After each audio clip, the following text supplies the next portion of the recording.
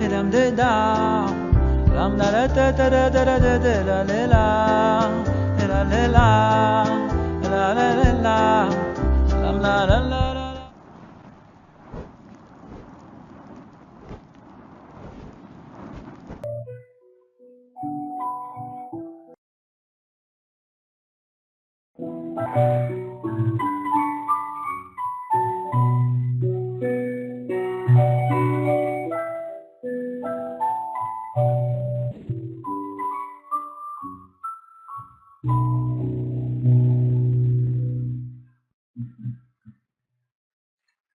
Shalom Aleichem, bienvenidos.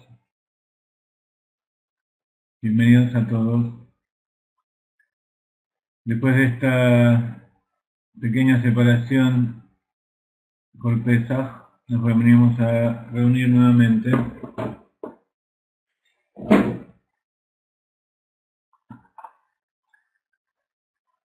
Espero que les haya gustado la melodía que...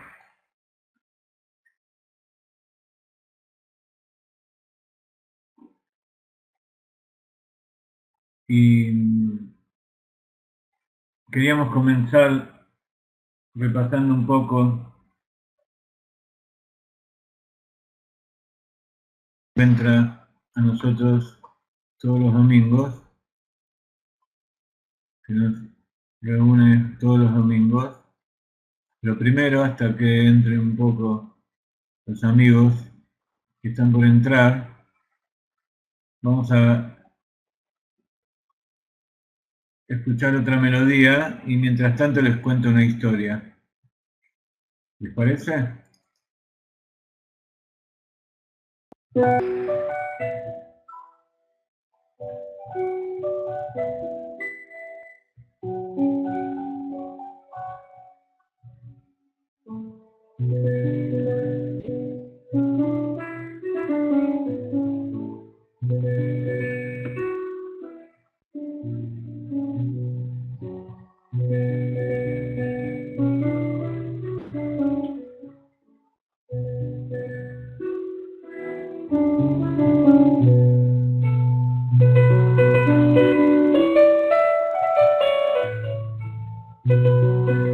¿Se escucha bien? ¿No tengo que alzar la voz?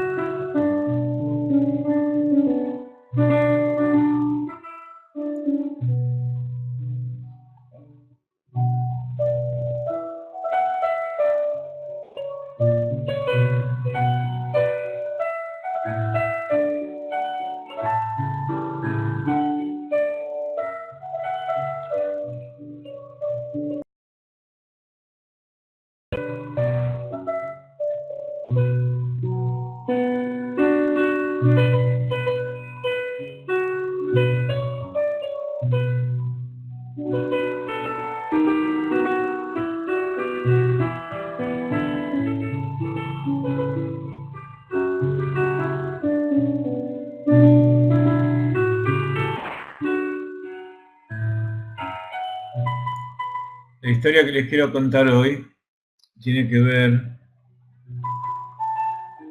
con la época que vivimos en la actualidad. Estamos en el mes de Iyar, salimos de Pesaj,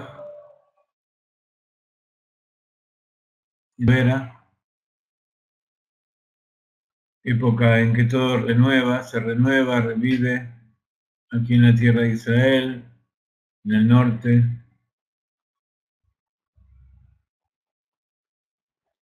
Hay mucho movimiento en todo el mundo,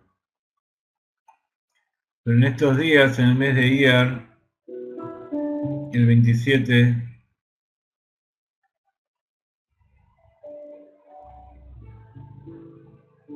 en realidad creo que es el 27 de Nisan, Acuérdense que el mes de Iyar comienza el martes a la noche, es el miércoles y el jueves.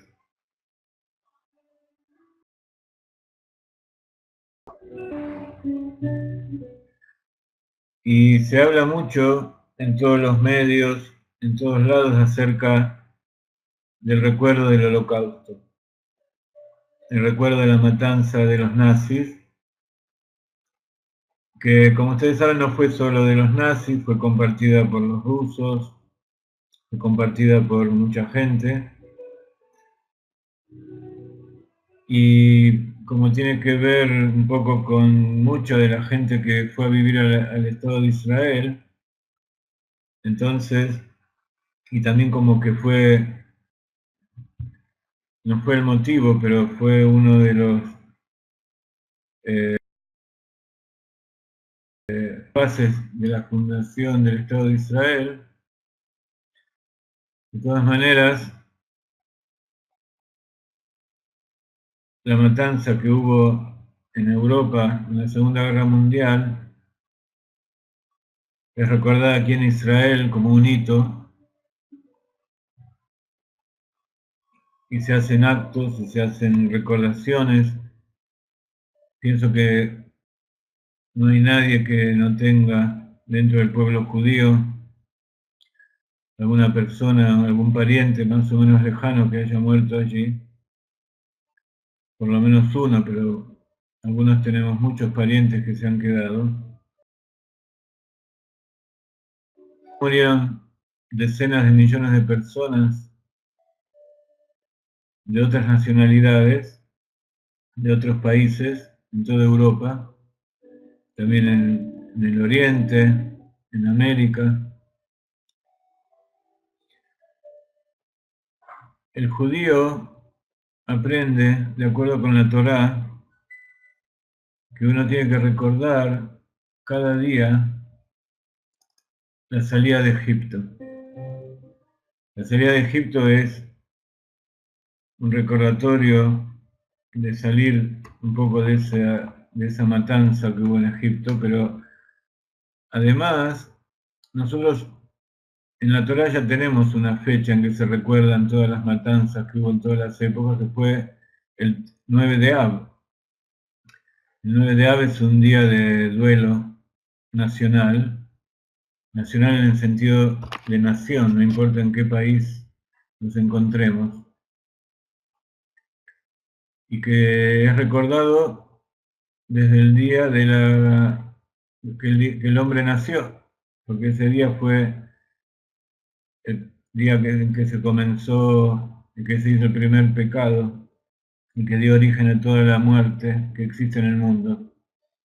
De todas maneras, en todos los exilios y en la época de la Inquisición, hubo muchas veces que se mataron, que fueron asesinadas grandes cantidades de judíos, y que nosotros recordamos constantemente, cada día en nuestras oraciones, y sentimos que hablar solamente de la gente que murió en el Holocausto es un poco injusto. Es muy justo hablar de ellos y recordarlos, pero también tienen que ser parte, tienen que formar parte de todos aquellos que pertenecieron al pueblo de Israel en todas las generaciones.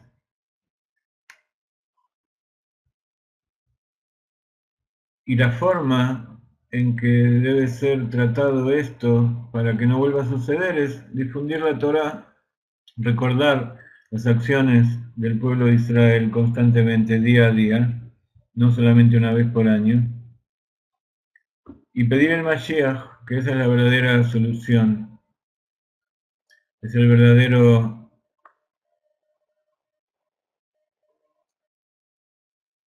verdadera respuesta a estos asuntos. De todas maneras, antes y después del Holocausto, que por supuesto es algo terrible y es algo que Akadosh Baruj Hu nos debe una buena explicación, que vendrá con el Mashiach seguramente.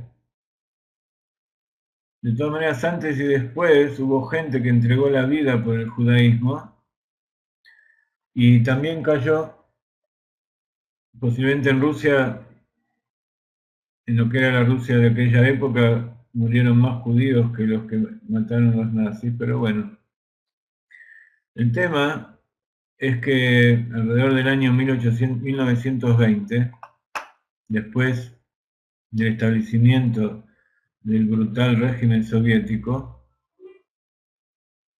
había un rebbe que se llamaba Rebbe de Rajmatrivka, que se llamaba Rabbi David Tversky.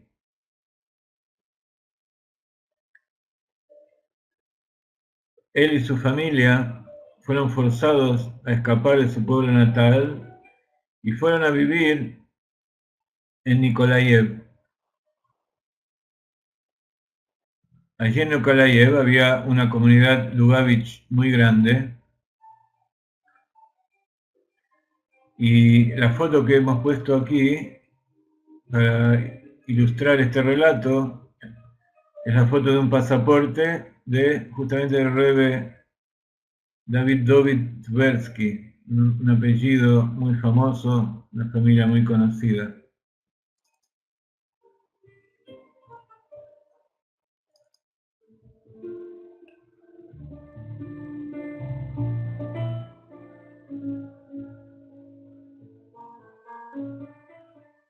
En ese lugar de Nikolaev donde fue a vivir Rabbi David con toda su familia, había una gran comunidad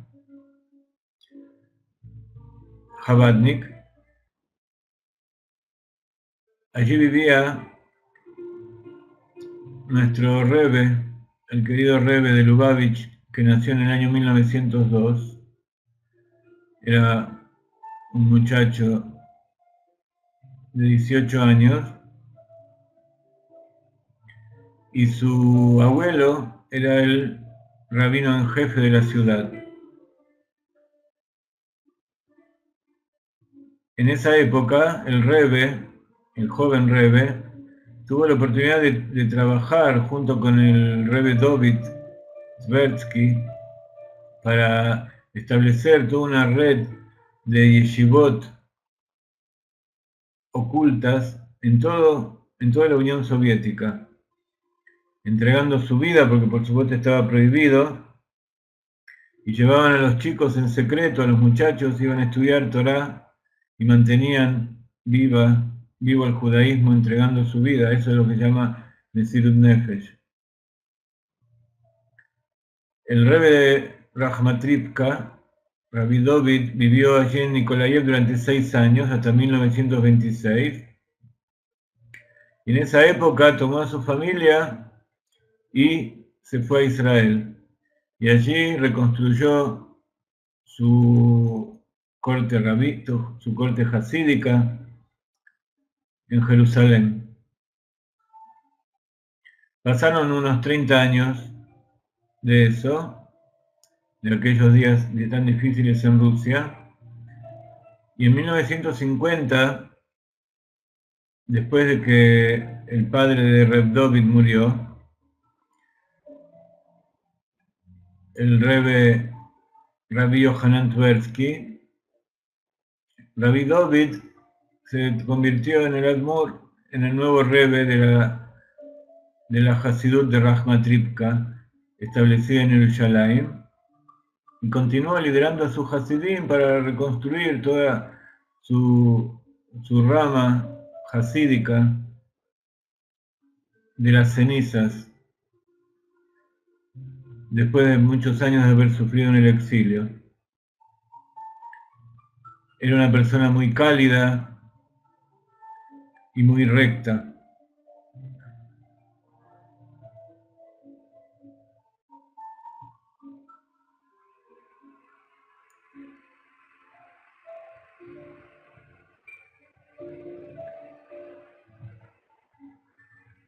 Rabbi David era el Rebbe en aquella época. Cuando murió Rabbi Yohanan, fue a Jerusalén, como les decía, y se estableció allí, en 1950.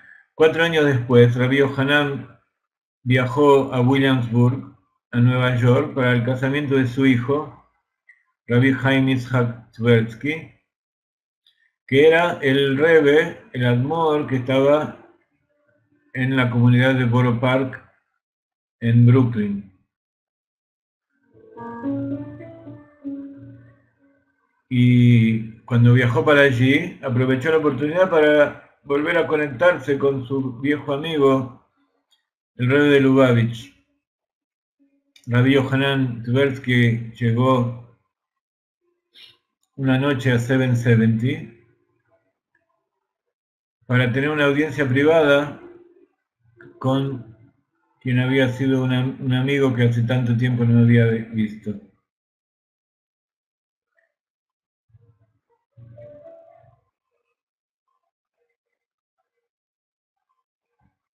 El Rebbe de Lubavitch le preguntó al Admor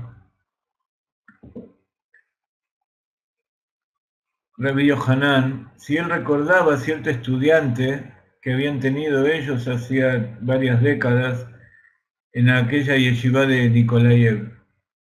Cuando el Admor dijo que sí, que lo recordaba, el Rebbe le explicó que sus estudiantes que habían emigrado de la Unión Soviética a Estados Unidos,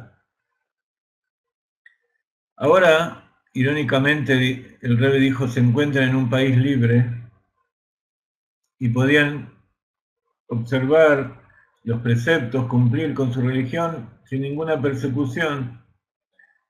Sin embargo, algunos de ellos habían elegido dejar el camino de la Torá y las mitzvot. El Rebbe dijo que los Hasidim de Lubavitch se habían encontrado con ese estudiante de aquella época para traerlo de vuelta a la Torá, pero no tuvieron éxito. Entonces le dijo, a lo mejor con tu influencia puedes hacer que él haga teshuvá. Le sugirió el Rebbe al Admor Yohanan. Entonces le dijo que si podía dedicar parte de su tiempo, de su estadía en Nueva York, para visitar a esta persona e inspirarlo a que vuelva a hacer teshuvá. Eran dos rebes muy grandes, el Rebbe de Lubavitch, el principal Rebbe de toda Hasidut, el líder de la generación, el Rebbe de Rachmatrivka, Rabbi Yohanan, también un gran admur en Yerushalayim. Sin embargo, se estaban ocupando en su conversación de un judío que hacía decenas de años que no lo veían y que querían hacerlo volver. El Rebbe Yohanan le dijo que lamentaba mucho escuchar acerca de esta persona y le prometió que iba a tratar de encontrarlo.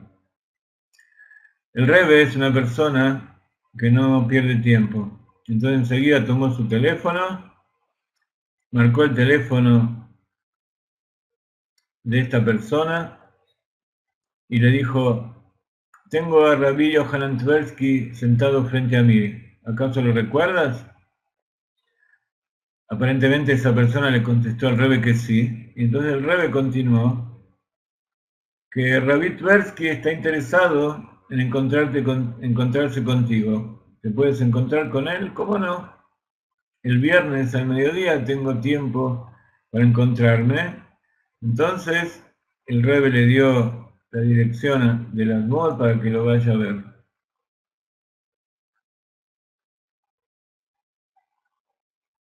O sea, le dio la dirección al Admor para que él vaya a ver a esta persona.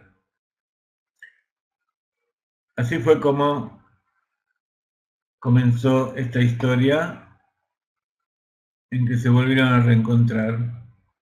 Y ahora les voy a contar lo que pasó.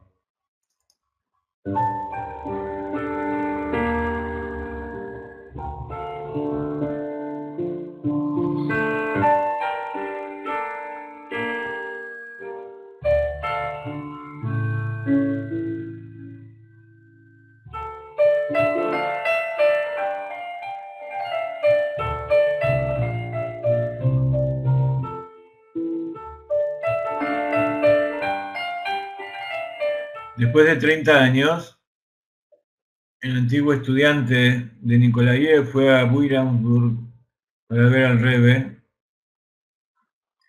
al Admor Yohanan. Después de unos 30 años de separación, se encontraron con mucha emoción. El tiempo había pasado, pero habían quedado personas, amigas inseparables. Cuando la persona le preguntó al Admor por qué había venido a Nueva York, el Admor le dijo simplemente que había venido por el casamiento de su hijo. Entonces, esta persona, que era una persona de dinero, enseguida se pensó para sí mismo, se imaginó cuál era el motivo por el cual lo habían llamado, y como él sentía mucha gratitud por el Rebbe, de todo lo que había hecho por él durante aquellos años, sacó su chequera y escribió un generoso cheque y se lo dio al Admor. Para su sorpresa, el Admor le dijo que no lo podía aceptar. No puedo aceptar ese cheque hasta que no terminemos nuestra conversación. Quiero discutir contigo acerca de tu observancia religiosa. Como dijimos, este hombre estaba ya inmerso, asimilado a la forma de vida americana, al pensamiento americano. Le dijo que era un respetado miembro de la comunidad judía e incluso iba a la sinagoga de vez en cuando y aparentemente estaba muy conforme consigo mismo. ¿Qué pasa con la observancia del Shabbat?, le preguntó el Admor.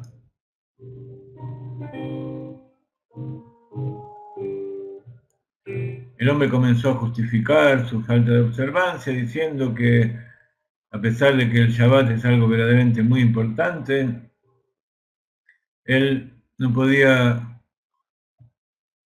cerrar su negocio porque había muchos competidores que ellos abrían toda la semana y iba a perder ante los otros. ¿Y qué sucede con el kashrut?, le preguntó el Admor.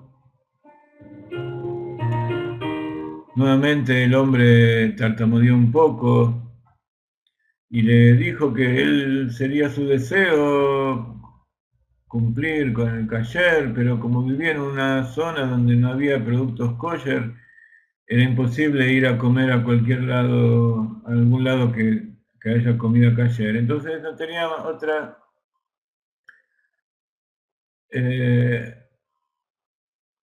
otra opción que ir a comer la comida no kasher que vendían por allí. El Admor escuchaba silenciosamente y le dijo: ¿y qué acerca de los tefilim? El hombre dijo: los tefilim es una gran mitzvah, es algo muy importante, pero no siempre tengo tiempo. De repente los ojos del Admor se llenaron de lágrimas y al final llegó a llorar amargamente.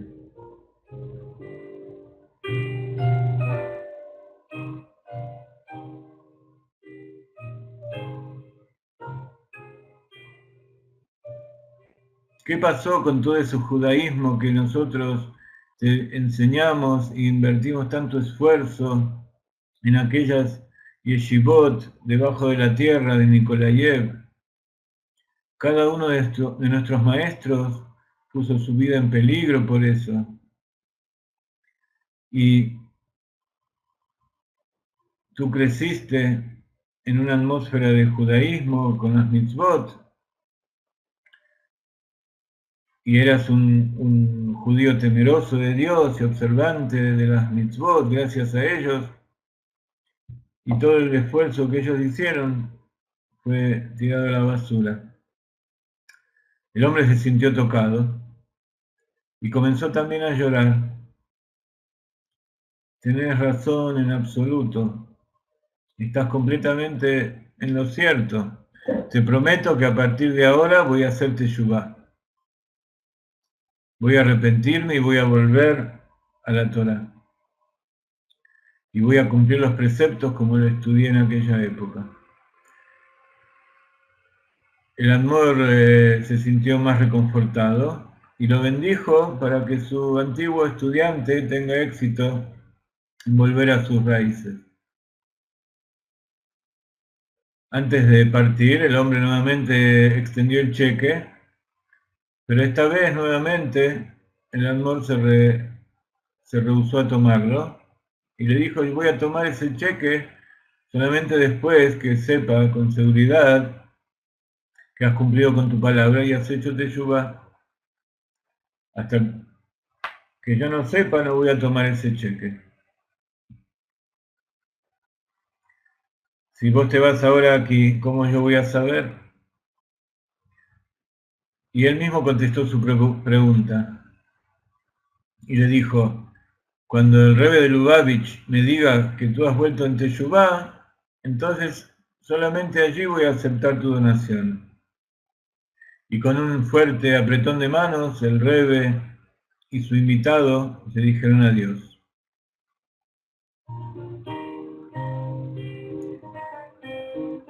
El Admor de Rajmatrivka, Rebbe Yohanan, visitó en Nueva York durante unas pocas semanas, durante las cuales recibió a mucha gente que vinieron a pedirle bendición y consejo.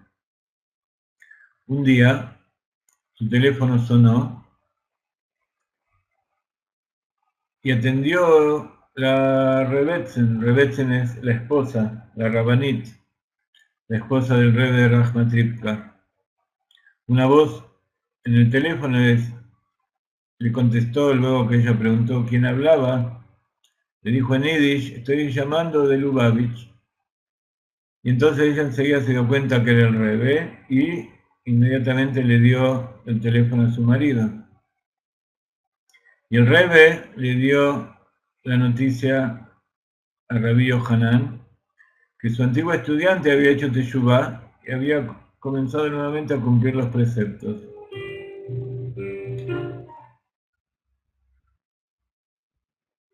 El Rebbe de Lubavitch le dijo a su antiguo amigo: Rabbi Yohanan, ¿tú has pensado que has venido aquí para casar a tu hijo? Tú has venido aquí para hacer que un judío haga teshuvá. Ahora has logrado que sea un observante completo.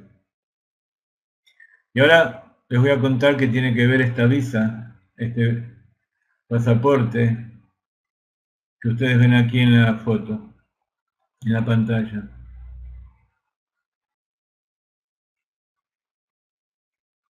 Rabbi Nachman Yosef Tversky, el nieto de Rabbi Yohanan,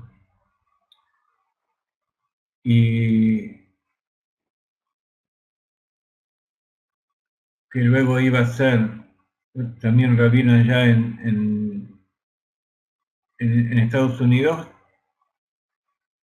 contó toda esta historia y luego agregó: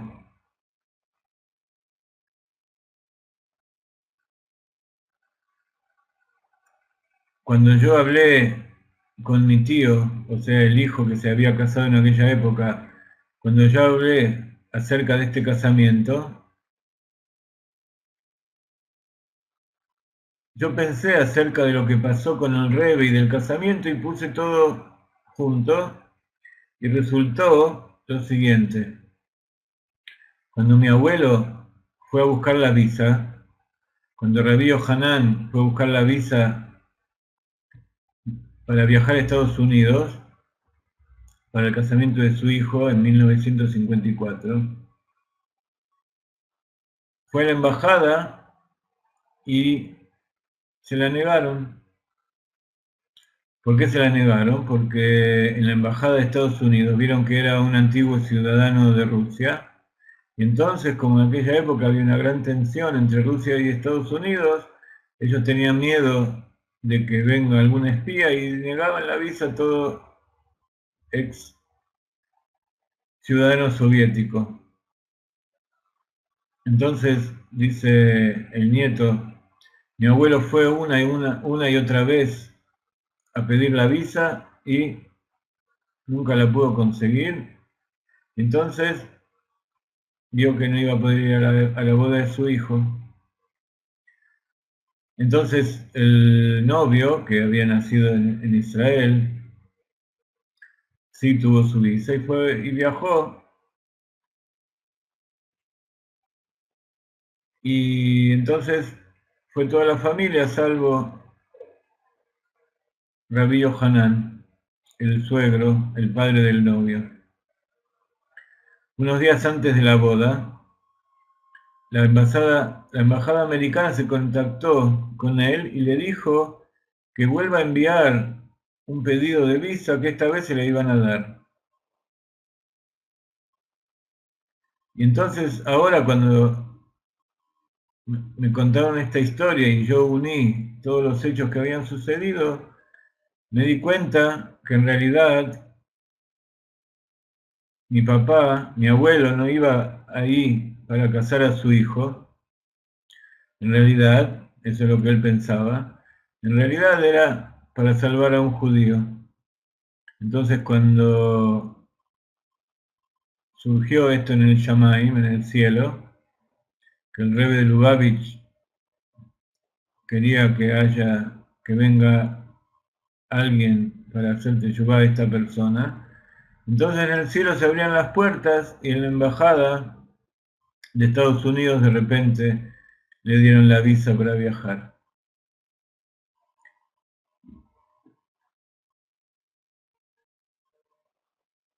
Así termina la historia.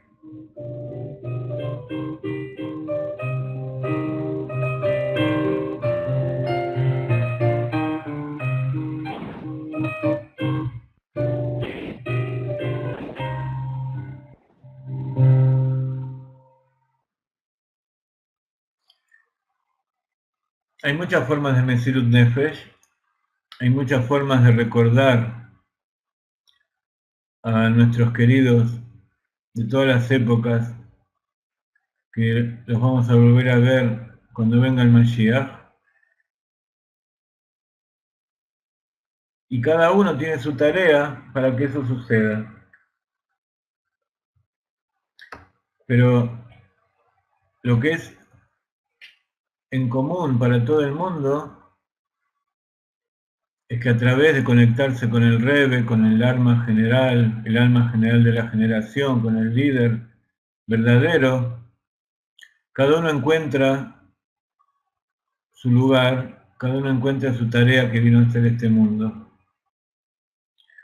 Y ustedes aquí ven, aparte de la foto de Rabbi Yohanan Tversky, que vive en Jerusalén, y la foto del Rebbe, por supuesto, ven algo que a lo mejor ustedes no saben lo que es, pero es una torta, un pastel, que hizo la tía Judith, mi hija, ayer a la noche.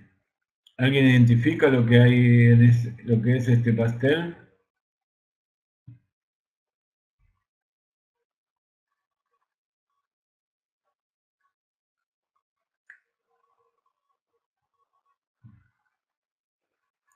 Muy bien. Estado no es. Esta es, si ustedes se fijan bien, acá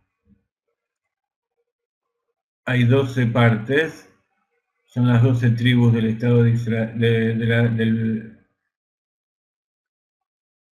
las 12 tribus de Israel. A ver si lo puedo ampliar un poquito para que ustedes vean mejor. De todas maneras está en nuestro Facebook. Sí, tiene buena calidad, se puede ampliar. Si ustedes se fijan, acá dice Menashe, Rubén, Gad, Shimón, Yehuda, acá no está escrito, pero es Benjamín, Efraín, Dan, acá sigue Menashe, Asher, Naftali, Isahar, Zbulun, etcétera, etcétera. Si ustedes se fijan bien, aquí está el lago Tiberia y aquí está el lago, está el Mar Muerto. Este es un mapa del Israel luego de la entrada del pueblo de Israel a la tierra, de acuerdo a cómo lo relata el libro de Yoshua. Y aquí se ve parte del desierto, esto es lo que hoy sería parte de Jordania y Siria. Acá está el Líbano, etcétera, etcétera. Es un mapa un poco diferente de lo que ustedes conocen. Pero de todas maneras, como seguramente habrán visto el video que pusimos esta semana del Rab, donde dice que la tierra de Israel, esta es en la época de Yoshua, después cuando vino David se conquistaron más tierras alrededor, más pueblos,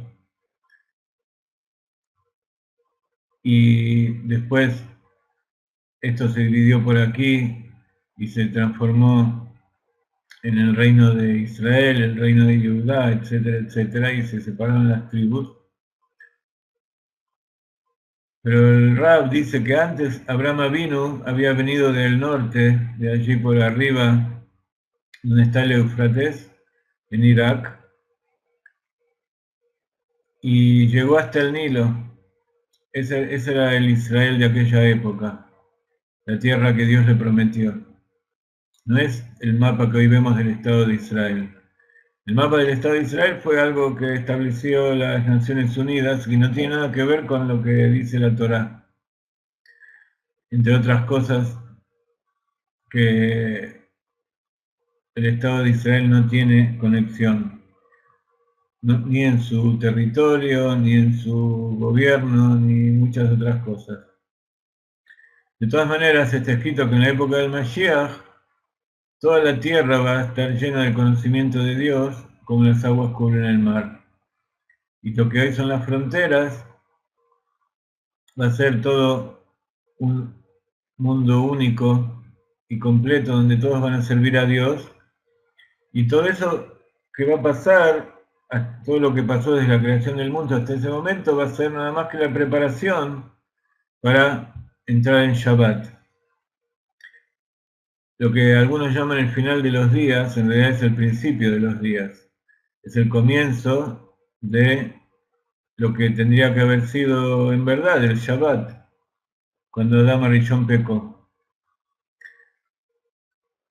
Quise traer esto porque, como estamos estudiando los motivos de la creación,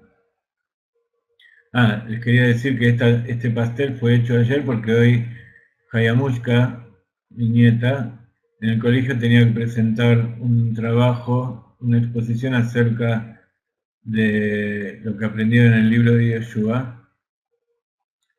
Entonces tenían que llevar un pastel y aquí fue hecho. Todo esto son colores comestibles, así que no es que está pintado, no, todo es comestible. Bueno, pero el tema es que estamos estudiando los motivos de la creación y si ustedes piensan, y como yo sé que hay todos ustedes hace mucho que están con nosotros, seguramente se van a dar cuenta que estos son los motivos de la creación. Y ahora sí, ahora que estamos todos, o estamos más que antes, vamos a poner una melodía completa y luego vamos a comenzar el estudio de hoy.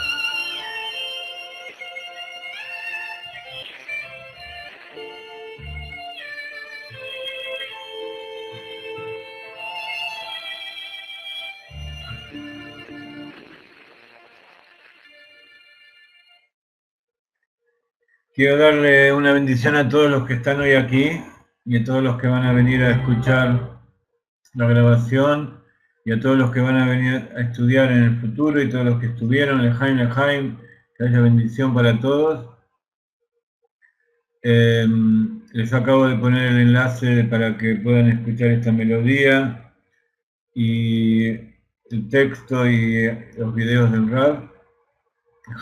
Lejaim, que escuchemos buenas noticias, que podamos escuchar buenas noticias de todos aquellos que sufrieron la terrible inundación que hubo en Buenos Aires y seguramente algunos otros tuvieron problemas en algún lado, todos aquellos que sufren y que necesitan bendición del cielo, que reciban todos, y que todos en general recibamos el Mashiach y salgamos del exilio ya mismo, de Jaime. Y por supuesto vamos a poner Tzedaká. La Tzedaká siempre tiene que tener monedas, tiene que tener dinero en su interior. La Tzedaká salva de la muerte, la Tzedaká que trae la redención, y el ruido de las monedas de Tzedaká destruye todas las cáscaras impuras, todos los malos decretos.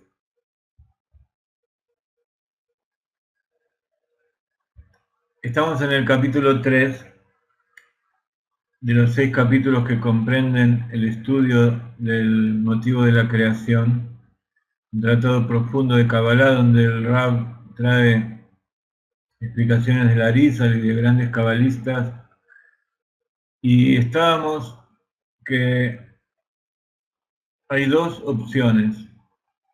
Habíamos estudiado, resumiendo un poco las últimas clases, que hay dos opciones, o que el motivo de la creación está oculto, que Dios lo ocultó y nosotros no lo conocemos, o que directamente no hay un motivo. Y sabemos cuando decimos no hay, Ain significa que para nosotros no existe, pero que en realidad el motivo está oculto allí en el Ain, en la nada infinita. Que Dios tiene su motivo, pero está tan allá que ni siquiera se llama oculto, sino que está dentro de la nada absoluta.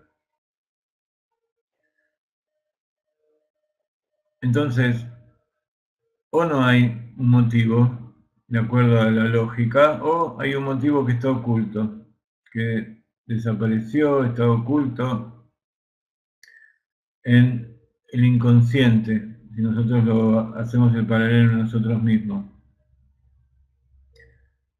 Para entender un poco a Dios, nos vemos a nosotros, que fuimos creados a imagen y semejanza, que no somos lo mismo, somos simplemente una imagen y semejanza aquí abajo en este mundo material. Tenemos un alma, tenemos un cuerpo, y hay veces que hacemos cosas por un motivo que tenemos oculto dentro nuestro, y hay veces que hacemos las cosas sin ningún motivo. Pero de todas maneras, el gran motivo, el motivo absoluto por el cual hacemos nosotros las cosas es por esa nada absoluta.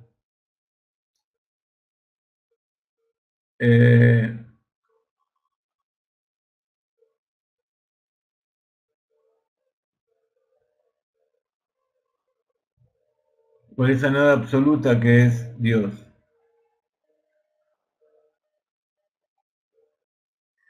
Cuando uno dice que no hay un motivo, significa que porque así lo quiso. Nosotros muchas veces hacemos cosas sin ningún motivo. Incluso en nuestra época, nosotros vemos que de repente nos suceden cosas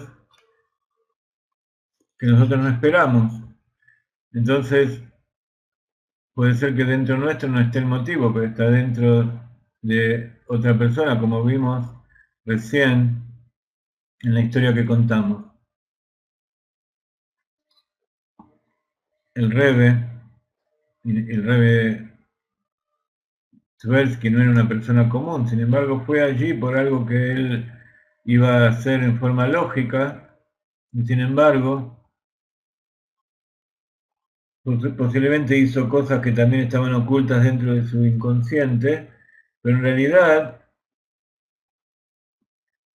lo que él hizo con esa persona en realidad no estaba en su pensamiento ni en su inconsciente, sino que fue algo que vino de arriba, preparado todo por el Rebbe de Lubavitch. Vivi tiene un serio conflicto que si fuimos creados por generación espontánea le produjo un bajón. Bueno, en realidad no te preocupes mucho porque, como ya acabamos de decir, Dios sabe todos los motivos. Y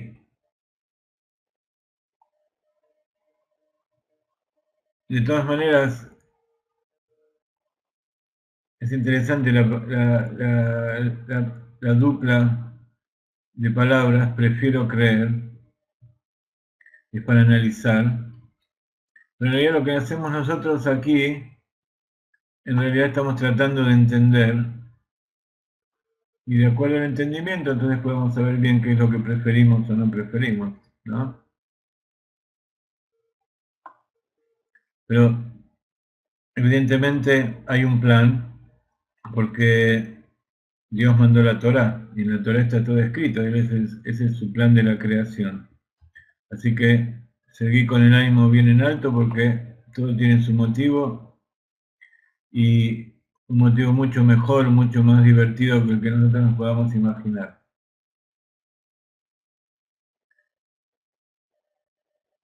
Entonces, cuando nosotros decimos que hay un motivo, una razón, una voluntad, motivo significa que hay un deseo nuestro, que nosotros queremos que suceda algo. Entonces, cuando decimos que queremos que existan que Dios quiere que existan los mundos, es como todo deseo que surge en cada uno de nosotros, en toda alma, para crear su propio mundo. Cada uno de nosotros queremos construir nuestro mundo, nuestro lugar donde vivir. Cada uno de nosotros tenemos una profunda inclinación, un profundo deseo, que aquí es llamado Chuká, Mistokek, que se revele aquello que está oculto dentro de mí. Queremos saber exactamente cuál es mi esencia.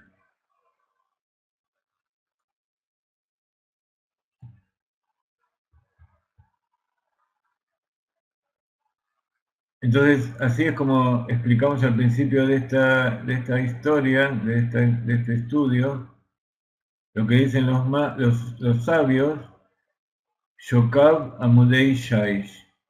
Sus muslos son como columnas de mármol, que escribió Shlomo Amelech, y nosotros lo explicamos como que esas columnas son la luz divina que baja hasta allí abajo de la creación, más allá del mundo de Atzilut, y llega hasta aquí al mundo material.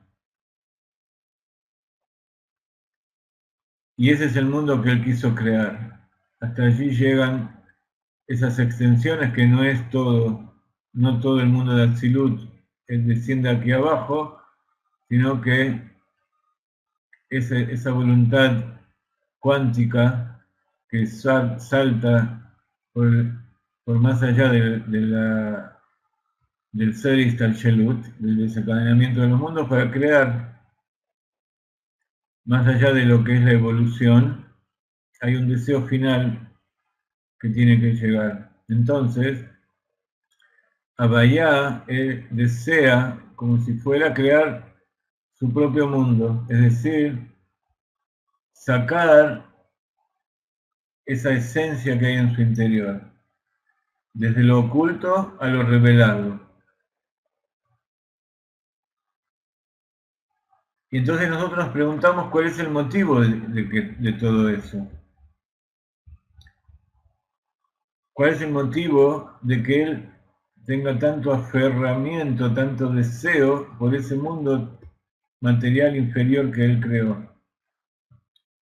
Dijimos que el mundo, ese motivo que tiene Akadosh Baruj Hu, y habíamos dicho que Tam, aparte de motivo, también quiere decir gusto, sabor, hay que tomarlo todo junto.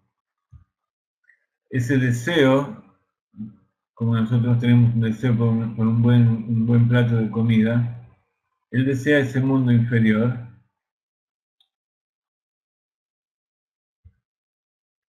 Y entonces es eso que él deseó crear los mundos, también es ese deseo, ese motivo que hay en cada uno de nosotros, en el alma que tenemos nosotros, para crear. Nosotros queremos crear. Y eso existe en cada uno de nosotros. Y ese deseo entonces está compuesto de estos dos componentes. Uno que es un deseo que está por encima y que nosotros llamamos que no existe, y que eso lo llamamos el Keter de Keter, que está por encima de todo lo que nosotros podemos comprender y lo que no podemos comprender. Y que es lo que es el Keter de las fuerzas del alma. Está por encima de todas las fuerzas del alma que tenemos. Y dentro de Keter, por supuesto, está Keter de Keter, está Jochma de Keter, etcétera, etcétera, todo lo que explicamos antes. Entonces, habíamos dicho que Keter de Keter es Galgalta, y eso es Ein Tam la razón. Galgalta es lo que está por afuera, y que proviene de los Hasadim de Tanub. Eso es Ein Tam la razón.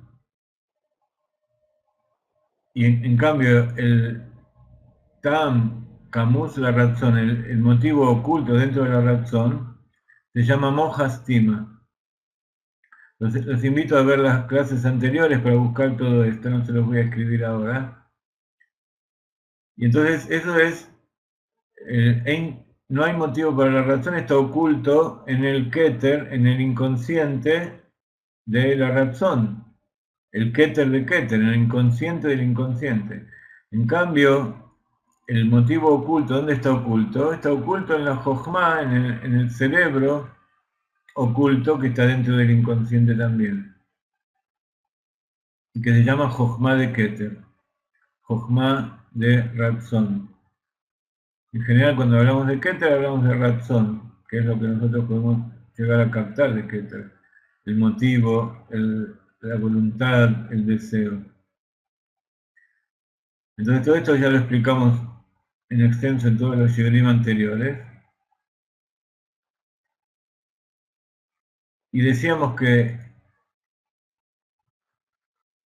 ¿cómo identificamos dentro nuestro lo que es Ein Tam la Ratzon? Habíamos dicho que aquello que es ilimitado, que no se puede definir, tiene que ver con el amor esencial que hay dentro de uno. Lo que se llama Ahava Atzmit. Un amor esencial que no depende de nada. Y como tal, es algo que no se puede limitar. Es un amor que no tiene ningún motivo. Entonces eso es Ein Tam la Ratzon. Pero Tam la Ratzon, que si hablamos de un motivo que está oculto a la voluntad, entonces ahí vemos que sí hay un límite, porque existe eso, pero está oculto. Entonces quiere decir que hay un motivo. Entonces eso se llama amor no esencial, o amor limitado, o amor que depende de una condición. Entonces, todas estas son formas de comprender, de sentir, de mirar con el ojo interior del alma y de la mente, cómo se reflejan estos dos estados de hay un motivo pero está oculto o no hay motivo, en la mente, en el inconsciente, en el alma, y también por supuesto eso se revela en la acción. Entonces, habíamos dicho que lo que no tiene límite tiene que ver con los hasadim del placer que está por encima de Ratzon, ¿sí? El segundo nivel de Keter, que es el origen de la Ratzon. ¿De dónde viene la Galgalta? El Keter de Keter viene de los hasadim del placer, del Tanub, lo ilimitado del placer. En cambio, la mente misma, lo que está por adentro, el moja estima el cerebro oculto y por ende la Jochma oculta, eso proviene de las geburot del placer. Es un placer que surge en forma limitada. Entonces, por eso uno es un amor que no tiene ninguna condición y otro es un amor condicionado. Entonces, estas geburot, que son el origen del moja estima, lo habíamos relacionado con el Kab Amida, con Butzina de Cardonita, esa línea que se inviste en el vacío cuando Dios creó los mundos, después de la primera contracción, o sea, es la segunda contracción. Toda contracción, toda limitación es por fuerza de la Geburá. Entonces esta es la Geburá del Tanú, que se inviste dentro de la sabiduría de Jochma de Ratzon. Estamos repasando lo que vimos en la clase anterior. Entonces, el Kab Amida, esa línea de luz que tiene las 10 sefirot y que se inviste dentro del espacio vacío, es la Geburá de Atik, es la Geburá del Ta'anug Atzmi, del placer esencial.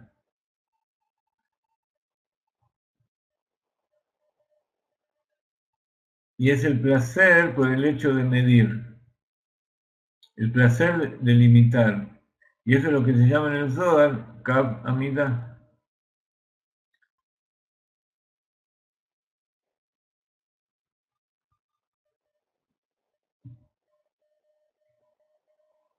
No sé si pudieron recordar un poco todas estas cosas y hasta qué punto pudimos identificar dentro nuestro esto que estamos hablando. Entonces vamos a hacer un minuto de meditación.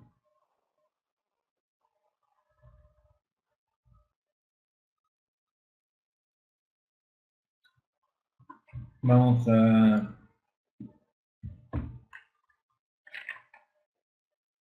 poner una melodía y con ella vamos a meditar.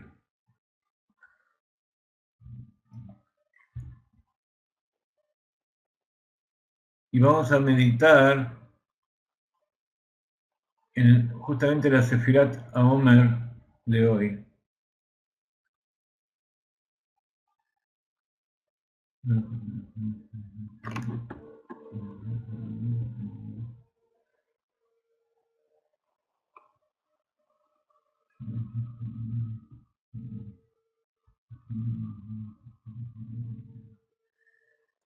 Hoy estamos en el día 13 del Omer y el día 13 corresponde a Yesod Shebekebura. Todo el tema de la Sefirá de Kebura tiene que ver con el juicio, con la medida, con la limitación.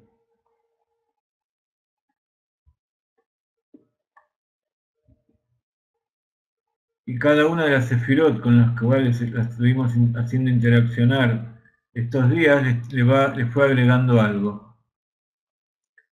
El equilibrio de Gesed, Geburá de Geburá limitó la limitación, como menos por menos es más. Luego Tiferet le dio a esa limitación distintos matices, le dio misericordia para que no ahogue y no... Está escrito en Kabbalah que el origen de todas las clipot vacías, de toda la maldad, viene de Geburá, pero no porque Geburá sea maldad, sino porque el extremo, llevar la Geburá al extremo, en que se vacían los recipientes de la Geburá y solamente recipientes sin luz, eso es lo que se llama clipot, cáscaras sin luz. Y eso proviene de Geburá. Pero cuando la Geburá no está rectificada por el resto de Sefirot, como estábamos diciendo. Entonces, así pasa con Netzach y Hod de Geburá. Y llegamos hasta Yesod. Yesod significa fundamento. Entonces, por un lado, significa darle un motivo, un fundamento a la limitación, al juicio, pero sobre todo, Yesod tiene que ver con la conexión. Así como el órgano del cuerpo que tiene que ver con Yesod sirve para conectarse con la pareja y sirve para crear algo nuevo, un ser nuevo, así Yesod le confiere al juicio la capacidad de conectarse con el otro, incluso conectarse con el opuesto, y de eso hacer surgir algo bueno.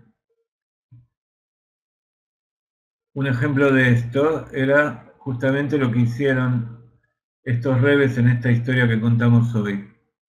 Ellos se juntaron y juzgaron a esta persona. Dijeron, este hombre no cumple los preceptos. ¿Qué hicieron ellos? No lo castigaron, no pidieron en el cielo que sea castigado, sino todo lo contrario.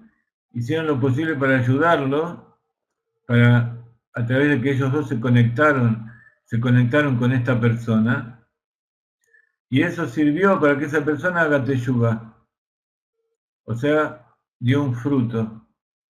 Y así dice el Rebbe, que siempre que se juntan dos Yehudim, o dos Hasidei Umot Haolam, dos justos de las naciones del mundo, se juntan para ayudar a un tercero.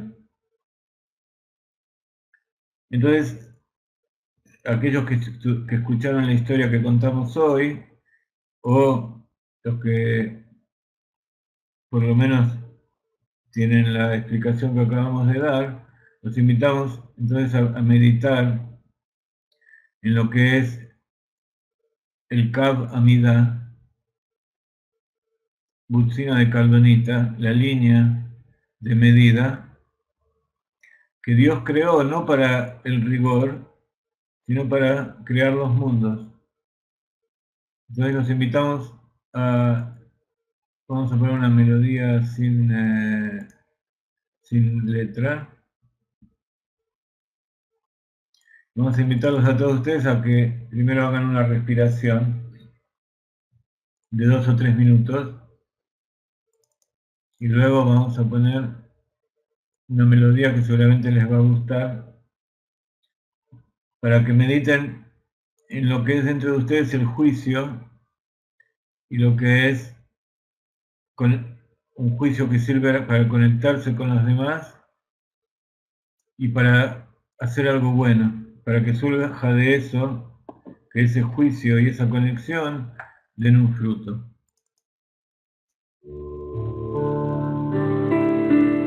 ¿Recuerdan esta melodía? Hagan una meditación de Hedva y cuando tengan la respiración normalizada, después de un minuto más o menos, mediten en Yesod Shebekebura. Libun de Jacob.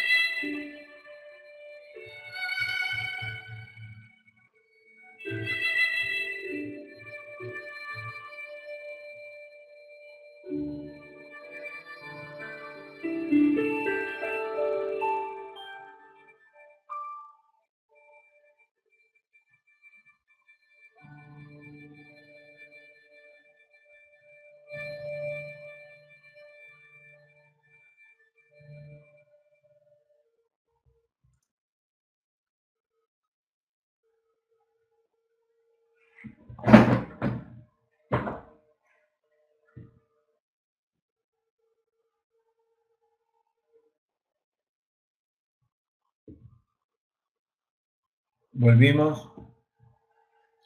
¿Lograron identificar ese lugar?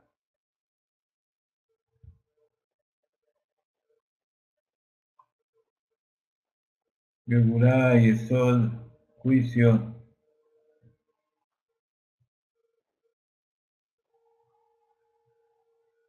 O una experiencia, un sentimiento, un pensamiento que tenga que ver con eso. Seguramente todos pudieron llegar a hacer eso. Entonces,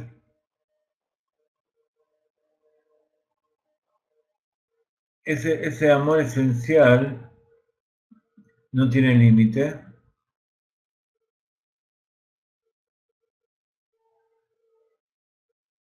Y no es más que el infinito simple, la simpleza del infinito, la unión simple.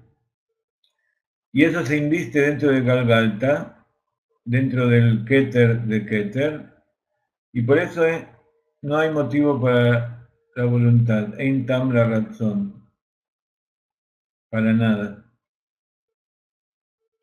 Un amor absoluto, sin ninguna motivación, sin ninguna dependencia.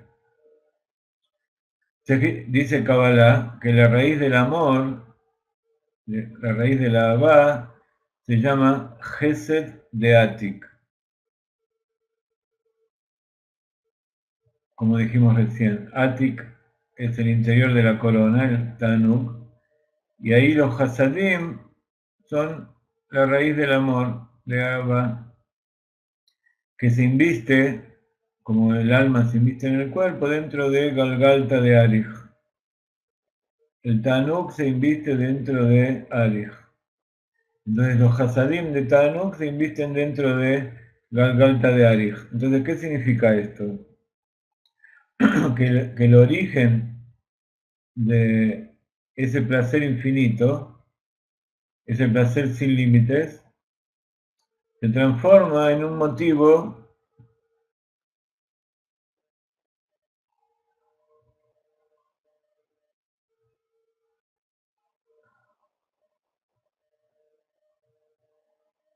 se transforma en una razón sin motivo, Ein Tam la razón.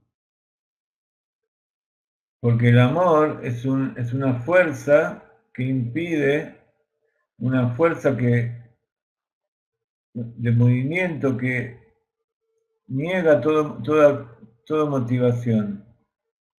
El amor verdadero.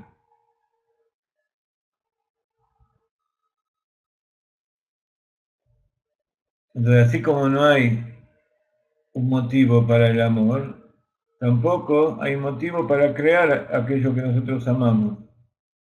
Es porque sí, caja, como dice el Baal Shem Tov, caja significa así, y las letras son Keter Kol Aktarim, la corona de todas las coronas.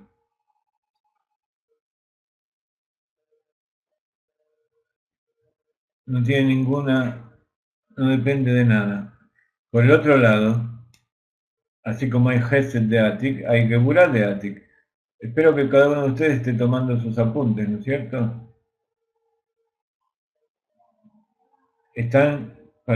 cuando ustedes toman sus apuntes, pueden ver todo en general mejor.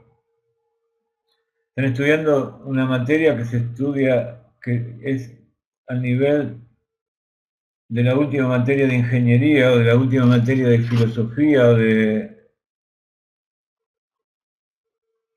medicina. Esto que estamos viendo ahora no es simplemente escuchar, cerrar los ojos y disfrutar.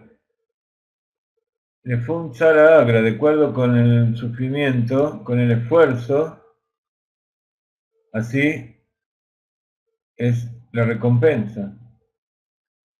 Y la Torá se adquiere con sufrimiento. Pero como ustedes se dan cuenta, cuando más uno se esfuerza, en el sentido de poner la concentración y dejar de lado muchas cosas que uno podría hacer, ahí es cuando se empieza a disfrutar el verdadero placer de la caricia de la mano de Dios. Entonces, ya se entendió lo que es el amor y su origen, y entonces ya se entiende lo que significa la Geburá de Atik. La Geburá de ese placer esencial que está allí arriba, que se inviste dentro de la mente. La mente es algo que pone límites. Entonces, el placer, cuando está dentro de la mente, el placer consciente, es un placer que tiene un motivo. Y entonces da lugar a un amor que depende de una condición. Entonces, es lo que se llama el motivo oculto para la voluntad. Esto que acabamos de repasar recién es todo el primer capítulo, un resumen muy rápido de todo el primer capítulo que estudiamos.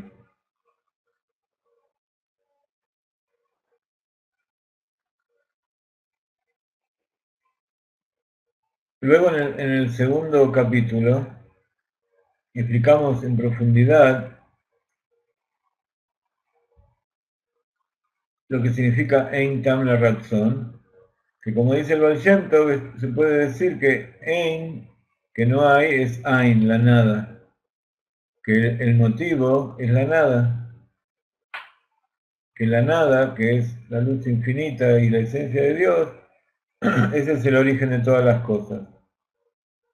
Al estilo de que Ein Mazal de Israel, que la Mazal, uno lo dice como suerte, pero si uno lo lee, lo escucha en hebreo, Mazal viene de la palabra nozel. Nozel quiere decir fluir, gotear, un líquido que va fluyendo. Entonces el Mazal es aquella abundancia de fuerza de vida que Akadosh Baruj Hu envía para que nosotros existamos. Y cuando nosotros cumplimos la Torah y las mitzvot, y como decía, como publicamos hoy, especialmente las mitzvot, el cumplimiento de las mitzvot, los judíos 613, los no judíos 7, despiertan en Akadosh Baruj Hu dar más, hacer que descienda más abundancia. Entonces, hay un amor que depende de una condición que es esa que nosotros le pidamos y cumplamos los preceptos y estudiamos la Torah. Pero sin embargo vemos que hay gente que no estudia y no cumple. Significa que Kadosh Baruj Hu, además de sus motivos, también crea todo porque sí. Da porque sí.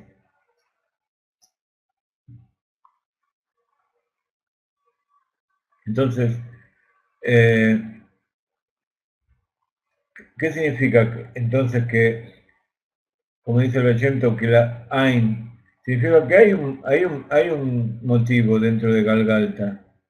No es que no hay nada, pero que el motivo es el motivo supremo de la esencia infinita de Dios, que es la nada absoluta. Entonces se transforma de un motivo negativo a un motivo positivo, y eso nos lleva a lo que estudiamos, lo que estuvimos investigando de acuerdo al Rambam, de lo que es Yediat Ashlila y Yediat Ahiubit. Conocer a Dios por la negación. Yo puedo conocer a Dios por aquello que no es. Entonces yo sé todo lo que es, todo lo que veo, y como sé que Dios está por encima de todo lo que yo pueda comprender, entonces a medida que voy comprendiendo voy aumentando el límite, voy llevando ese límite de lo no más allá. O sea, a medida que voy comprendiendo más de la divinidad, eso nuevo que voy comprendiendo lo niego, eso no es Dios, porque Dios es algo más, está por encima de toda comprensión. Entonces cada vez voy llegando a niveles más elevados, es Yediat Ashlila. Pero lo que acabamos de decir, que la Ain es la nada absoluta, es la forma jasídica de comprender a Dios por la forma positiva. Entonces, la Kabbalah y la tradición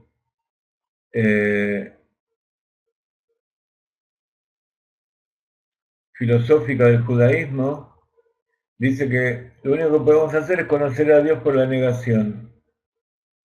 Pero viene el Baal Shem Tov y viene el Hasidut y nos dice, no, podemos conocerlo por lo positivo. Pero para eso, ¿qué tenemos que hacer? Tenemos que elevarnos por encima de la contracción inicial. Porque todo lo que él creó es crear. Y como creó es algo, no es Dios.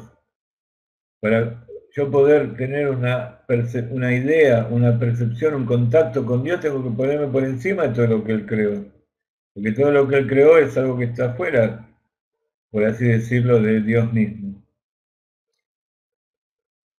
Entonces, está la forma de ponerse por encima de los mundos por la forma negativa, y está la forma de ponerse por encima de los mundos por la forma positiva. ¿Cuál es esa forma positiva? Esa es la base de el Hasidut, y es el alma misma. Cuando yo trato de comprender y sentir ese punto interior del corazón que no se siente con la mente, porque la mente lo que puede llegar a ser es lo negativo, pero yo sí puedo llegar a comprender a Dios a través de mi corazón, a través de revelar esa chispa del alma que, como está escrito, es parte de Dios en lo alto. Y eso es lo que nos enseñó el Baal Shem Tov. Por eso cuando él, contamos tantas veces que cuando él iba a buscar a los chicos, cuando todavía era un tzadik oculto, él iba a buscar a los chicos a sus casas para llevarlos al Heider, los llevaba a estudiar Torah, ponía su mano en el corazón del chico y les decía que sea un judío cálido. Entonces de esa manera despertaba y así y hacía que esa persona sea consciente de la esencia infinita de Dios que estaba en su interior. Entonces esa es la forma en que trajo el Baal Shem Tov, y por eso mismo fue perseguido, porque hasta esa época estaban, además de que todo el pueblo judío en general siempre estuvo muy perseguido, dentro del pueblo mismo estaban aquellos que cumplían los preceptos en forma perfecta, digamos, pero tenían una imperfección muy grande, que era que pensaban que aquellos judíos que no cumplían los preceptos no servían para nada, no eran judíos, no estaban conectados con Dios. Entonces vino el Baal Shem Tov, ¿y qué nos dice? Nos dice que no, que eso que está allí adentro que está por encima de toda condición y de toda creación de los mundos, es igual en todos. Y él vino a revelar eso en el pueblo judío. Y también hay muchas historias que se cuentan de su relación con los no judíos. Entonces, si los judíos en aquella época que pensaban que los judíos simples, que no sabían Torá y que se conectaban a Dios simplemente por su corazón, Dios no lo permita, ellos pensaban que no eran judíos o que no estaban conectados con Dios. Imagínense lo que pensaban de los que no eran judíos. Entonces el Baal Shem Tov vino a redimir todas esas almas que hay dentro del judío y dentro del no judío, que es lo que nos une verdaderamente a todas las criaturas con Dios y a su vez nos conecta entre nosotros mismos.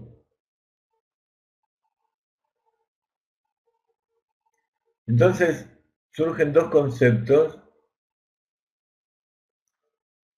Si nosotros hablamos del Ain, de la nada, la creación es el Yesh.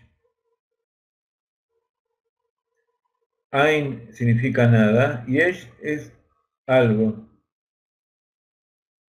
Son dos cosas opuestas, el algo y la nada. Lo que nosotros llamamos el algo en realidad es lo que se llama el ser, existir.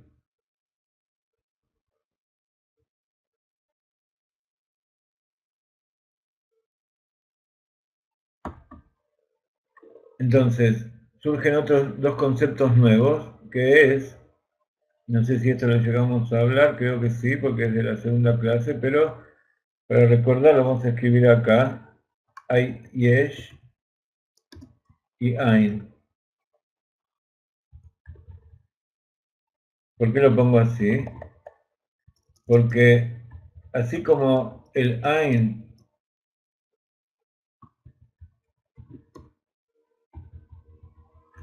de acuerdo a lo que vimos recién, es la verdad, es la nada absoluta.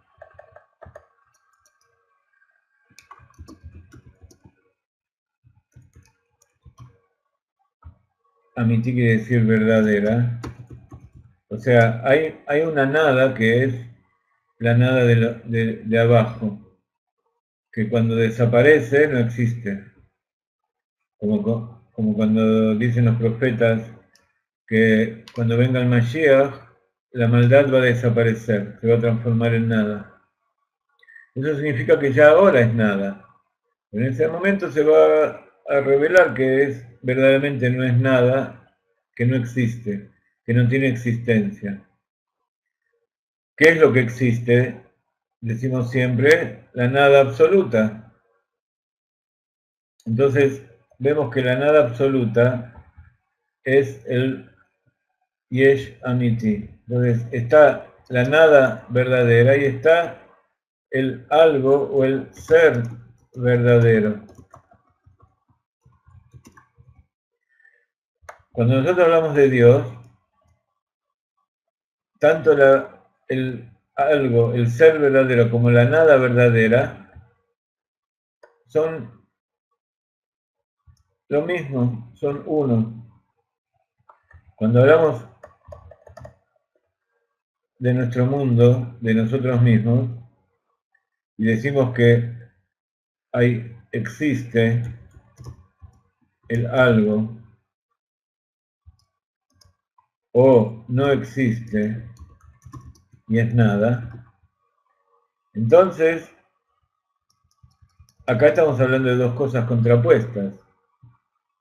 Pero cuando hablamos de Dios, no estamos hablando de dos cosas contrapuestas. Son dos cosas que son exactamente lo mismo y no solamente complementarias, sino que son una. Salvo que cuando nosotros decimos que yo digo que yo soy algo,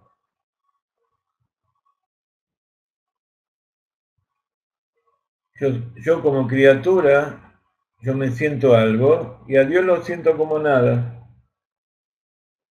Pero yo sé que Él es la nada verdadera.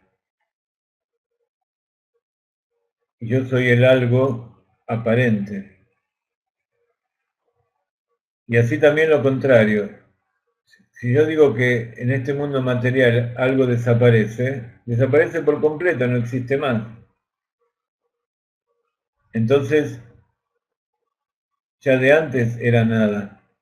Era simplemente algo que Dios lo creaba constantemente con su palabra. Pero está escrito en el Tanya, como estudiamos siempre, que si Dios dejara en algún momento de decir constantemente las 10 aserciones, sea la luz, sea la oscuridad, sea el día, sea las peces, el mundo, el cielo, la tierra, si Él dejara de decirlo en algún instante, todo volvería a la nada absoluta. Desaparecería completamente. Entonces, ahí podemos entender qué es el ser verdadero y la nada verdadera, qué es el ser relativo, digamos, no falso, y la nada relativa. Entonces, toda esta investigación tiene que ver con el Rambam, con la filosofía judía, con la Kabbalah, que es, como ustedes ven, es reconciliado por el Hasidut.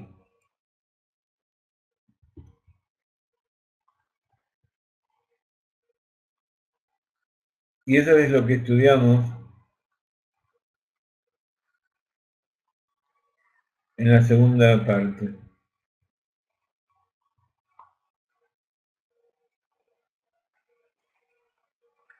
Entonces, acá podemos hablar de la fe en Dios como algo consciente. La fe es algo que todos tienen. Todos tienen, porque la fe es así como decimos que la corona tiene 3 niveles, tiene el nivel más bajo que está cerca de la conciencia, que es la razón, la voluntad, que uno puede llegar a comprender. Luego está el Tanuk, que es la segunda corona, que así como decimos que sobre el gusto no hay nada escrito, el placer no tiene límites y no tiene motivación. Pero hay algo que está por encima de todo eso, que es la corona, la primera corona, que es Reisha de Loyada Veloitiada, la cabeza que no que no conoce y no se conoce a sí misma, que es la fe. Es tan inconsciente que es tan elevado que todos lo tienen. Sin eso no existiría nadie. Pero está en forma inconsciente. Incluso aquellos que dicen yo tengo fe en Dios, la mayoría de las naciones del mundo toman a Dios como algo material. Por eso tienen que transformarlo en estatuas o en figuras o en personas. Entonces, cuando no se tiene esa conciencia, ese trabajo dentro de uno para entender estas cuestiones, incluso la fe que uno piensa que tiene, o la fe que uno tiene consciente, en realidad no es fe, sino que es simplemente una creencia en cosas creadas y no en el creador.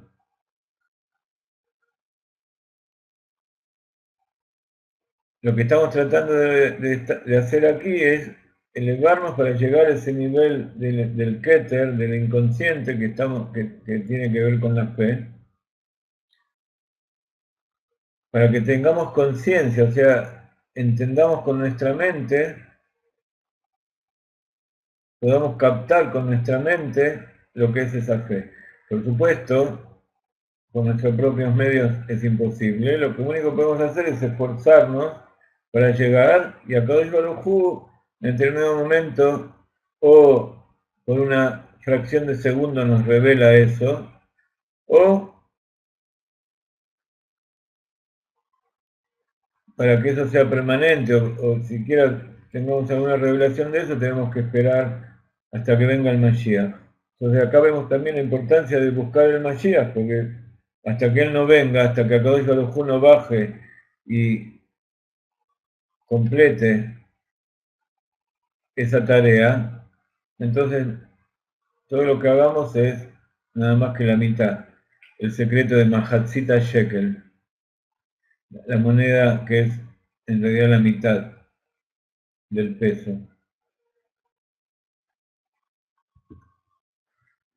Entonces, está lo que se llama el tam, el motivo que es el placer simple, que es el sabor ese que uno siente de conocer a Dios en forma positiva, el placer de sentir el alma, como se dice, y por otro lado está ese tam, que no significa motivo, sino que, perdón, que no significa sabor o,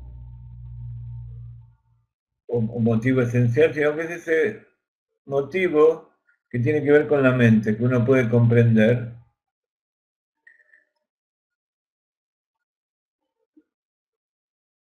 y que nuevamente tiene que ver con esos dos niveles que estuvimos hablando todo el tiempo.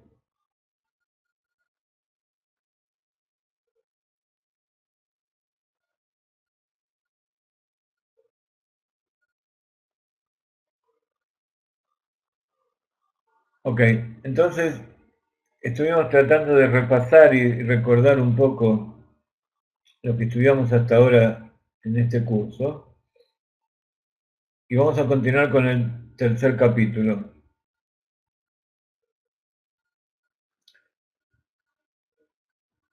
Así como el final, los últimos capítulos que estuvimos viendo tenía que ver con la figura, ahora vamos a tratar de captar ese motivo superior que tiene Akadosh Baruj Hu, que se llama Ahava Betanugim. Ese nivel superior que es el amor placentero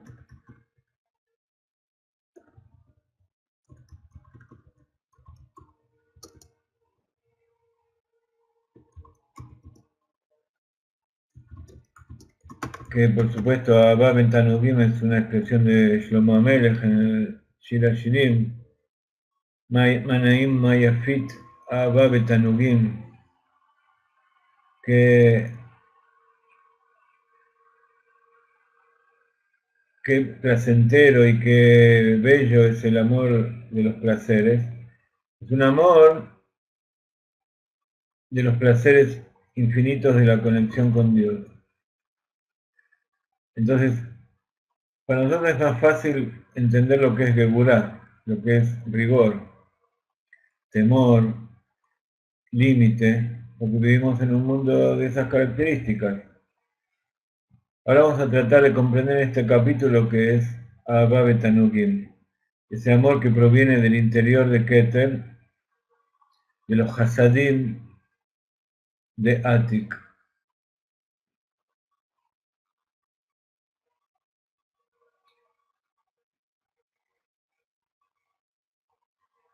Vamos a hablar de la relación que hay entre el amor y el temor,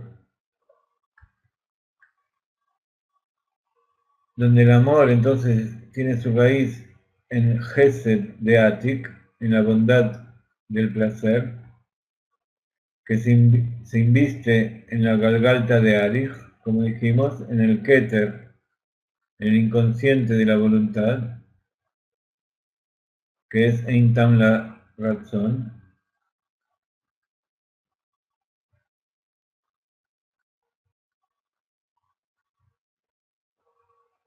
Y la raíz del temor, de la ira, entonces está en la Geburah de Atik, que se inviste en el cerebro oculto. Y eso es Tam Kamus la razón.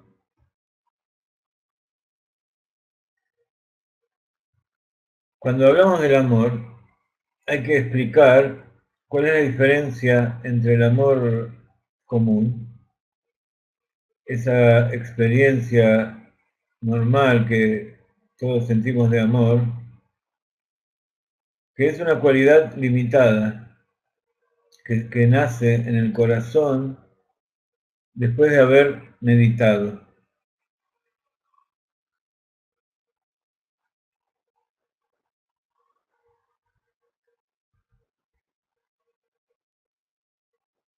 Cuando uno siente un amor por alguna cosa, o por una persona, que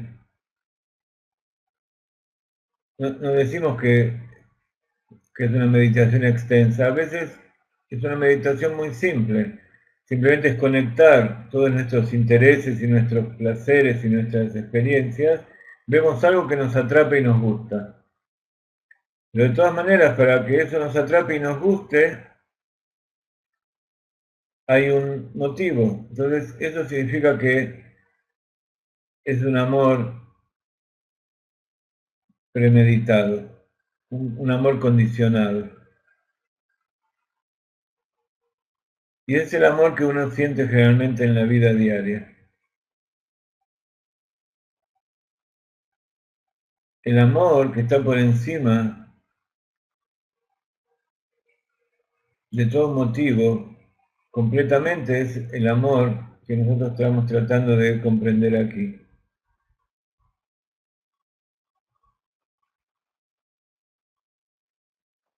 Y que es la que dijimos recién, vamos a escribir de nuevo aquí, vamos a poner en hebreo, Maya Fit Humane